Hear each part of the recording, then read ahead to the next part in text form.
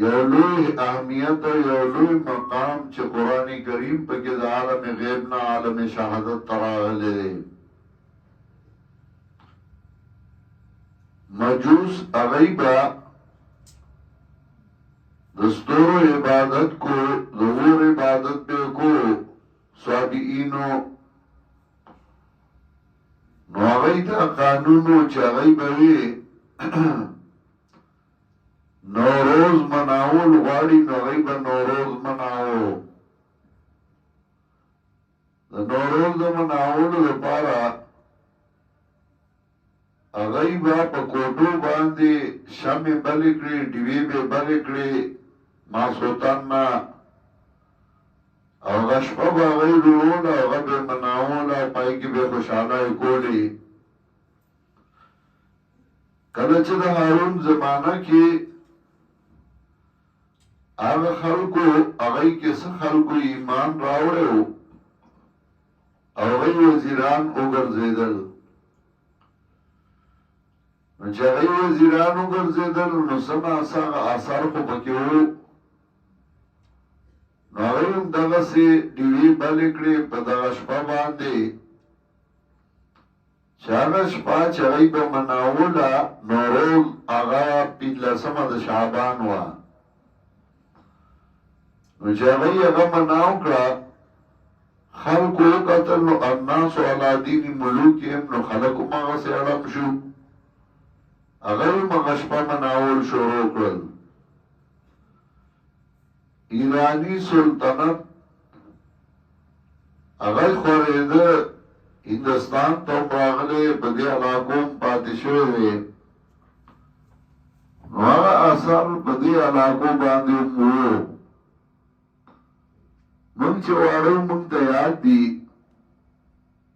د کپړو نه به خلکو پنډوس جوړ کړ، د خاورې تیل به یې پرې واړول، اور به یې ورته ورته کړ، په بره به یې ویشته، یو به یې وویشته چې کته به راغی، بله لږ به هغه هغه به په بره ویشته. نو دغه شپه به مناوېده. د بادشاهانو د وزیرانو د خوشحالولو لپاره دې نه بیا خلکو روایات جوړ کړل چې 15مه د شعبان باندې چې شپه روڼه کې او 2 رکعته نفلو کې د هغې دومره ثواب دی، او په دې شپه کې قسمتونه تقسیمیږي، او په دې کې رزق تقسیمیږي، او د آینده کال دپاره دا کېږي او دا کېږي، او دا کیسې دا روایات یې جوړ کړل د ځان نه. او هغې له دومره اهمیت ورکړ چې نن هم په اخباراتو او په رسالو کې هغه لیکلی شي 15مه د شعبان ده، او ولئ په دې ورځ روژه داسې ده او مونځونه داسې دي، او دا یې شروع کړل. ټیک دی، یو سړی په میاشت کې 3 ورځې روژې نیوي عامې، او په دغه ورځو مو نیوي، نو څه خبره نه ده.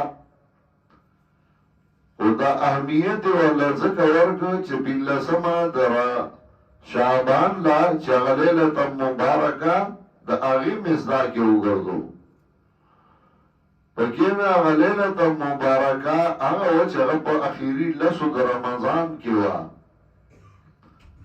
دا 15مه د شعبان باندې دا کیسې کتارې او دا جماعتونه مزین کړي، او دای او دای دا ټول د ځان نه جوړ کړی شوي څیزونه دي، د دې هېڅ حقیقت نشته.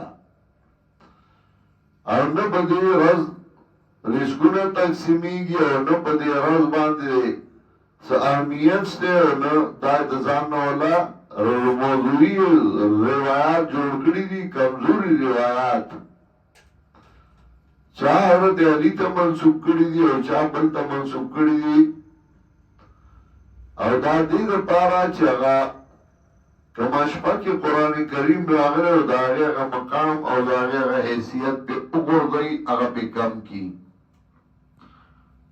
نو قرآن کریم یو د عالم غیب نه عالم شهادت ته راغلی، او هغه په دغه شپه او فی لیلة مبارکه، هغې کې به بیا زه لږ تفصیل کوم، او دغه روایت به هم ښیم بیا،